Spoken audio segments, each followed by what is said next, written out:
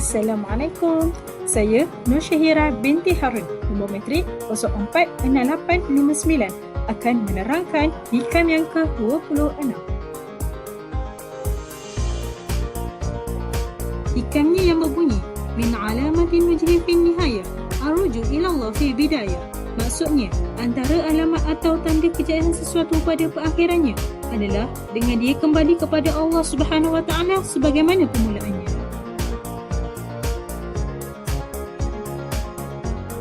Nokta pertama yang cuba diperingatkan oleh Syekh Ibnu Athaillah kepada kita ialah apabila anda ingin menikmati akhir perjalanan yang betul dalam menuju kepada Allah Subhanahu Wa Taala, hendaklah anda memulakan perjalanan dengan betul. Permulaan yang betul ialah perjalanan yang bermula dengan seseorang itu kembali kepada Allah Subhanahu Wa Taala. Apabila permulaan perjalanan anda ialah kembali kepada Allah, akhir perjalanan anda dengan izin Allah akan menjadi lebih baik. Antara kata-kata yang terkenal di kalangan ahli-ahli sufi ialah barang siapa yang bertasawuf tetapi tidak menguasai fiqh, sesungguhnya ia seorang yang zindik, dan barang siapa yang menguasai fiqh tetapi tidak berserta tasawuf, sesungguhnya ia seorang yang fasik.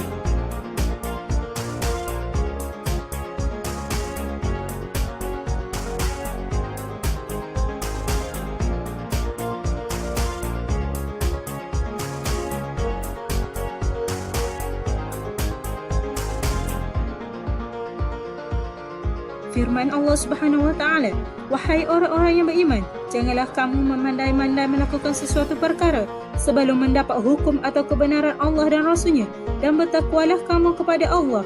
Sesungguhnya Allah Maha mendengar lagi Maha mengetahui. Surah Al-Hujurat ayat 1.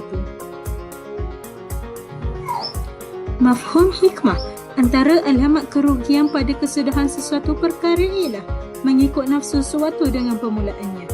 Sekiranya perjalanan dengan Allah Subhanahu Wa Taala, maka itulah kejayaan yang hakiki. Syekh Zarruq rahimahullah berkata, antara alamat kerugian pada perakhiran sesuatu adalah dengan dia kembali tersungkur kepada hawa nafsu sebagaimana sebelumnya. Hal ini kerana jika sepanjang permulaannya dengan Allah Subhanahu Wa Taala, maka kesudahannya juga menuju kepada Allah Subhanahu Wa Taala.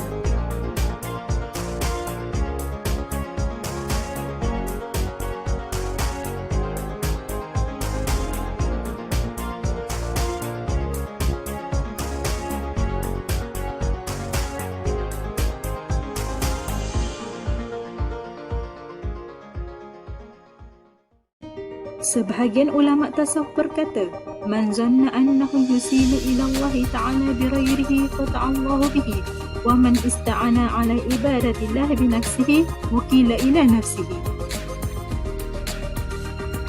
Maksudnya, sesiapa yang menyangka bahawa dia akan sampai kepada Tuhan dengan yang lain selain daripada Allah Subhanahu Wa Taala, dia tidak akan sampai. Dan sesiapa yang meminta pertolongan dalam ibadat kepada dirinya sendiri, nescaya akan diserahkan kepada.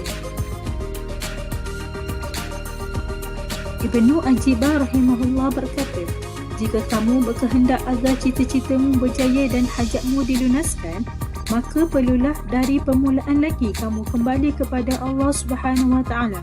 Buangkan segala keraguanmu untuk melakukan sesuatu dengan bergantung kepada dirimu sendiri. Kewajipan kita di peringkat permulaan lebih tidak tergesa-gesa, dan ini melibatkan semua bentuk persoalan yang kita tutup.